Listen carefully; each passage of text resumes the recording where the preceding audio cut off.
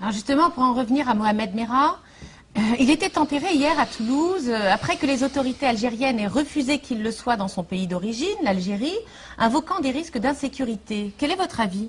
Oui, personne ne voulait prendre la chose entre les mains, si j'ose dire, hein, compte tenu de son caractère criminel. En tous les cas, les Algériens nous ont fait savoir qu'on pouvait garder nos racailles, qu'ils ne tenaient pas du tout à les reprendre. Ils sont d'accord pour nous les envoyer, mais pas du tout pour nous les reprendre.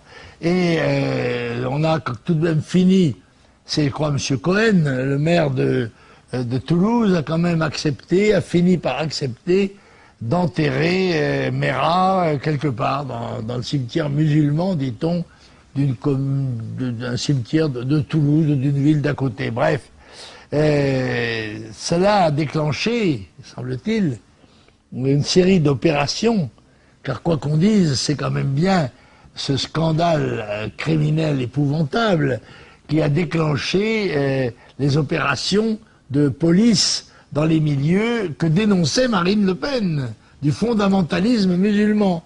Comme c'est curieux, quand c'est Marine qui le dit, c'est excessif. Et quand ça se révèle être la réalité, c'est le président de la République qui monte au filet pour essayer de manger les marrons tirés du feu par Marine. Voilà. Et cela, j'espère que ça ne dupera pas les Français, qui devront se poser la question tout de même, enfin, ces Kalachnikov qu'il y a dans les appartements d'un certain nombre de gens connus pour leurs opinions extrémistes, fondamentalistes, eh bien, elles y sont depuis longtemps. Et M. Sarkozy est responsable du ministère de l'Intérieur et de la Sécurité nationale depuis 10 ans.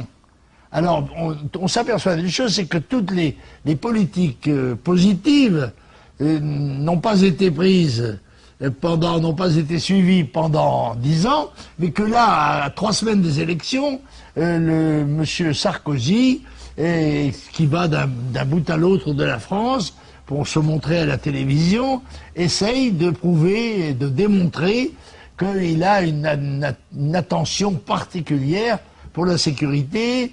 Eh bien, nous allons parler de sécurité et d'immigration, je pense, pendant le temps qui nous reste, c'est-à-dire pendant 3 semaines, et montrer que dans ce domaine-là, comme dans tant d'autres, le gouvernement a été et peut-être accusé de carence.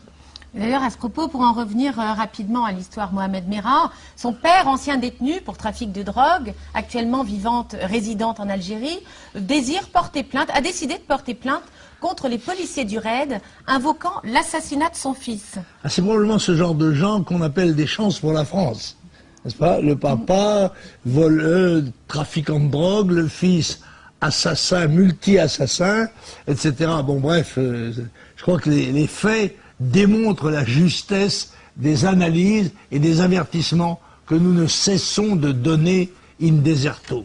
Oui, mais alors ce qui est inadmissible, c'est que Pierre Laurent, le secrétaire général du Parti communiste français et adjoint principal de Jean-Luc Mélenchon, estime normale la réaction du père de Merah. Mélenchon, lui, de son côté, avait déjà critiqué la présence de candidats à la présidentielle française lors des obsèques de nos soldats exécutés par le jeune Algérien. Oui, ça ne doit pas nous étonner de la part du Parti communiste, dont M. Mélenchon est le cache-sexe.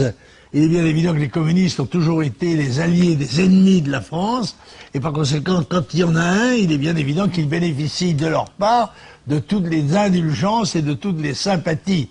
Dieu merci, grâce à ce genre de déclaration, les Français sauront qui est derrière Mélenchon et qui est Mélenchon.